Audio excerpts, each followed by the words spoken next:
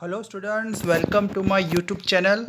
I am Nimit sir और आज मैं भेज रहा हूँ आपको ज्योग्राफी का जो थर्ड नंबर का चैप्टर है हमारा, माइग्रेशन। तो आइए देखते हैं माइग्रेशन क्या होता है। माइग्रेशन के बारे में डिटेल में पढ़ेंगे। सो माइग्रेशन मतलब human migration denote any movement of human being, मतलब इंसान एक जगह से दूसरी जगह ट्रैवल करता है काम के लिए, पढ़ाई के लिए, तो उसे हम माइग्रेशन बोलते हैं। Between one geographical region to another, एक जोग्राफिकल एरिया मतलब एक एरिया से दूसरे एरिया में जाना। जैसे कोई इंसान राजस्थान से सूरत में आता है, सूरत में रहने वाला इंसान मुंबई में जाता है, तो उसे हम माइग्रेशन बोलते हैं। Humans have always moved around and archaeological evidence suggests that earliest human being on the earth lived in Africa। तो ह्यूमन हमेशा एक जगह से दूसरी जगह मूव करता ही है।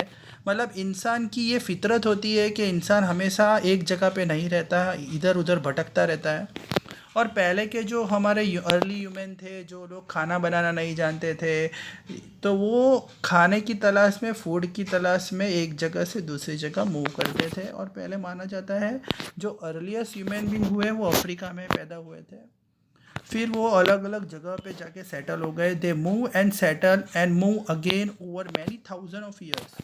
तो ये हजारों साल तक सिलसिला चलता रहा। इंसान एक जगह से दूसरी जगह, अर्थ एक बहुत बड़ा प्लेनेट है और इंसान एक जगह से दूसरी जगह ट्रैवल करता रहता है। From ancient time travellers, trader, priest and Pilgrim travel vast distance for knowledge. और वैसे भी जो बड़े बड़े महान प्रीस्ट आके गए, साधु संत आके गए, बड़े जो स्कॉलर्स आके गए, पढ़े लिखे लोग आके गए, भक्त लोग होते हैं, पिलग्रिम्स होते हैं, वो भी ये कोई नॉलेज के लिए इधर से उधर मूव करता है, कोई अपॉर्चुनिटी के लिए, कोई काम के लिए, कोई पैसे कमाने के लिए। तो सबका अलग अलग तरीका होता है। Though the pace of migration has accelerated since 18th century, तो जो 18वीं सदी से तो आप देखो तो माइग्रेशन की जो स्पीड है वो बढ़ गई। हजारों की तादाद में, लाखों की तादाद में इंसान इधर से उधर मूव करने लगा। 19th सेंचुरी में तो इंसान मतलब ज़्यादा ही उसका मूवमेंट बढ़ गया था।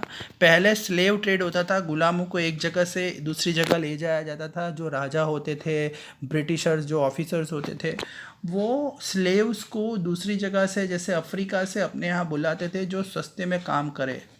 Millions of agriculture workers left the countryside and move to cities. दूसरा, विलेज छोड़ के इंसान सिटीज़ में आने लगा जो एग्रीकल्चर करते थे।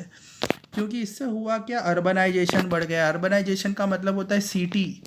सिटी का पेस बढ़ गया, अब सिटी होने लगी, गांव में कोई रहने नहीं लगा था। और 18th सेंचुरी में जब ब्रिटेन, जो इंग्लैंड को ब्रिटेन के नाम से जाना जाता है, तो उसमें माइग्रेशन ज़्यादा दिखा गया। क्योंकि ब्रिटेन एक ऐसी कंट्री है, लंदन जो है वहाँ पे आप देखो तो इंडस्ट्रीज़ का बोलबाला हुआ था। इंडस्ट्रीज़ पहले वहीं स्टार्ट हुई थी। इंटरनेशनलाइजेशन हो गया। ग्लोबलाइजेशन का मतलब होता है जो फॉरेन कंपनीज थी वो भी मतलब ब्रिटेन में स्टार्ट होने लगी, तो लोगों को काम मिलने लगा, टेक्नोलॉजी आ गई। सो माइग्रेशन को हम दो तरह से बांट सकते हैं, एक इंटरनेशनल होता है और एक इंटरनल होता है। तो यहाँ पे इंटरनेशनल माइग्रेशन का मतलब क्या होता है। इंटरनेशनल माइग्रेशन को अगर हम जाने तो movement of population from one country to another country. जैसे अमेरिका से कोई बंदा इंडिया आता है, तो वो क्या कर रहा है, वो अपनी बॉर्डर्स को क्रॉस करके दूसरी कंट्री की बॉर्डर में आ रहा है। नॉर्मली इसको आपको पता होगा, इसमें आपको वीज़ा भी चाहिए रहता है, तभी आप कोई दूसरी कंट्री में आ सकते हो। उसे हम बोलते हैं international migration. So international migration become immigration और एमिग्रेशन। इमिग्रेशन का मतलब अगर आप अपनी कंट्री को लीव करके यहाँ पे आते हो, तो यहाँ पे आप इमिग्रेशन बोल सकते हो या एमिग्रेशन बोल सकते हैं। दोनों का मतलब क्या रहता है, वही होता है, एक कंट्री से दूसरी कंट्री में आप मूव हो रहे हो, that is called immigration. The former means movement of people to country and latter means movement from a country. तो यहाँ पे टू एंड फ्रो देखने को मिल रहा है, मतलब या तो आप एक कंट्री से दूसरी कंट्री में आ रहे हो या दूसरी कंट्री में हमारी कंट्री में आ रहे हो। आप जैसे यहाँ पे टू द कंट्री का मतलब अपनी इंडिया से अमेरिका जा रहे हो। अमेरिका से कोई बंदा यहाँ आ रहा है तो फ्रॉम अ कंट्री। मतलब एक ही बात हुई है। इमिग्रेशन का मतलब होता है मूविंग इनटू अ कंट्री। जैसे आप इंडिया से अमेरिका जाते हो, आप इंडिया से अमेरिका जाते हो तो वो हो गया इमिग्रेशन। बाहर से इधर आते हो, अमेरिका से इंडिया आते हो तो इमिग्रेशन हो गया। दोनों का मतलब तो एक ही हुआ, यहाँ से वहाँ मूव होना। A person who indulge in immigration is called immigration. तो दो जो इंसान अपनी कंट्री को छोड़ के दूसरी कंट्री में जाता है उसे बोलते हैं इमिग्रेशन, और जो इंसान बाहर की कंट्री से इधर आता है उसे बोलते हैं emigrant. Immigration and emigration normally same ही रहता है। If a person move away from your country, मतलब हमारे देश में से दूसरे देश में गया तो उसे हम इमिग्रेशन बोलते हैं, और दूसरे देश में से हमारे देश में आया दैट इज़ कॉल्ड एमिग्रेशन। तो एक ही बात है।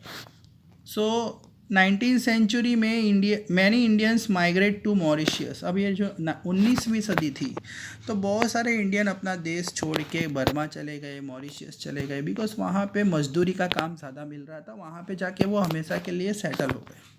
फिर जब इंडिया का पार्टीशन हुआ तो ज़्यादातर लोग पाकिस्तान और बांग्लादेश में भी चले गए। तो वो भी एक आप देखो तो इंटरनेशनल माइग्रेशन होता है, बिकॉज आप अपना देश छोड़ के दूसरे देश में जा रहे हो। देखिए यहाँ पे गाड़ियाँ भर भर के, ट्रेन भर भर के दूसरे कंट्री में लोग जा रहे हैं। पाकिस्तान है और नेपाल है, बर्मा है।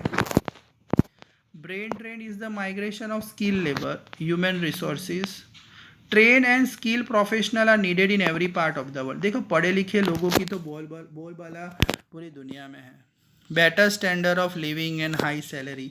दूसरा देखो, लोग अमेरिका है, लंदन है, ऑस्ट्रेलिया है, वहाँ पे क्यों जाते हैं? बिकॉज वहाँ का जो रहने का स्टाइल है, लाइफ स्टाइल बेटर है, वहाँ पे सैलरी है।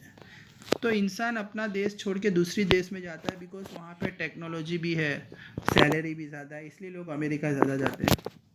The majority of migration is from developing to develop.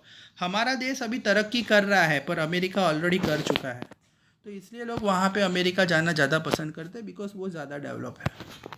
इसलिए आप देखोगे तो इंडिया में ज़्यादा माइग्रेशन देखने को मिलता है। पर कौन सा माइग्रेशन देखने को मिलता है? इंटरनेशनल, अपने बॉर्डर को क्रॉस करके दूसरे के बॉर्डर में जाना। अब लोग दूसरे एजुकेशन के लिए जाते हैं या कोई हेल्थ के लिए जाता है।